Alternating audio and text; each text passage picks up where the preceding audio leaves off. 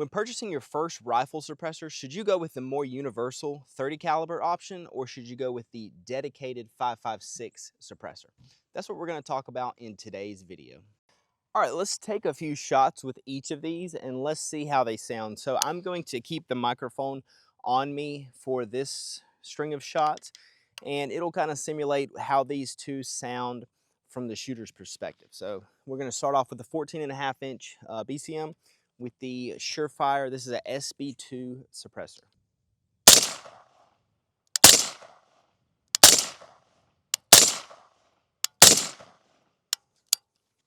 All right.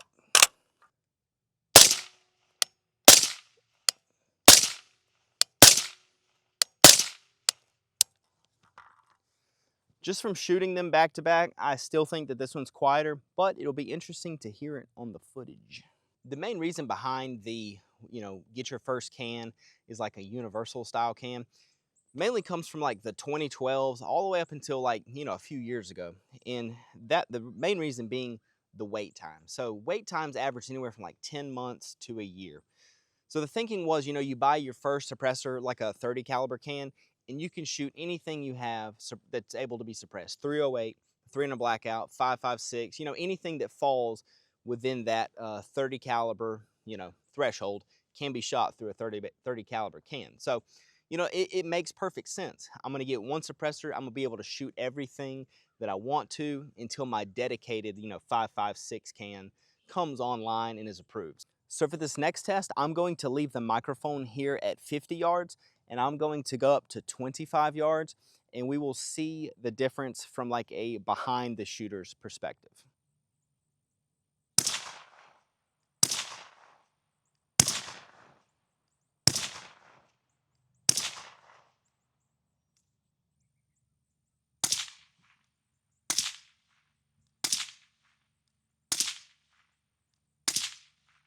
So the thinking makes perfect sense, but in today's world, I don't think it applies all that much. So today, approval times are weeks, even days, sometimes even hours for some people, for those lucky people out there.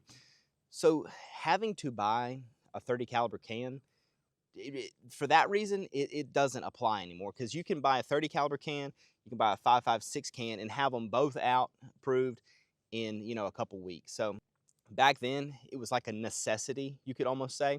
But nowadays, for that reason, I don't think it applies. Now, another factor is cost. So I got this can, my first suppressor was this SureFire right here, when I turned 21. And I didn't have the money to go buy like 5-6 cans at one time. I'm in college, not balling out yet. So, I bought this first can, was my 5.56 can, because that's all I had that I wanted to shoot suppressed was 5.56. I didn't have a 3 in a blackout, didn't have any 308. So for me, in my situation, I went directly to a 5.56 can because that's all I shoot and wanted to shoot suppressed. So it really comes down to how much of a budget do you have and what do you want to shoot. Now, if you're somebody that has, a threaded 308 hunting rifle, 3 in a blackout, 5.56, and you want to shoot all of these suppressed and you don't want to spend a ton of money on cans at one time, the 30 caliber would be your best option, no doubt, because you can shoot all of that, obviously, and not have to get multiple cans. So if you're working on a budget and you have a lot of different stuff you want to shoot, the 30 caliber suppressor is a no-brainer in that situation. Now let's talk performance. So you'll get mixed opinions on what sounds better, a dedicated 5.56 can or a 30 caliber can or this or that. I'll just go off of my personal experiences with these two cans because these are the only two rifle cans that I own. So that's all I can speak on. But I will tell you, this 30 caliber can, in my opinion, to my ears, is quieter than this 5.56 SureFire suppressor. Now, there may be a few reasons for that. This is a 16-inch like DMR setup that I have. So obviously this tip of this barrel and suppressor is way further from my ear than my normal 11.5-inch suppressed AR that I'm used to shooting. So this is a 14.5-inch rifle with the suppressor. I use this rifle for the video to keep it kind of similar in length between the 16-inch and the 14.5-inch so we can see what the sound is like from the shooter's perspective. So Getting back to this 30 caliber can, this is a Yankee Hill Resonator R2. It's a big 30 caliber suppressor. This thing is, you know, it's definitely bigger than this SureFire can by a pretty decent amount, actually.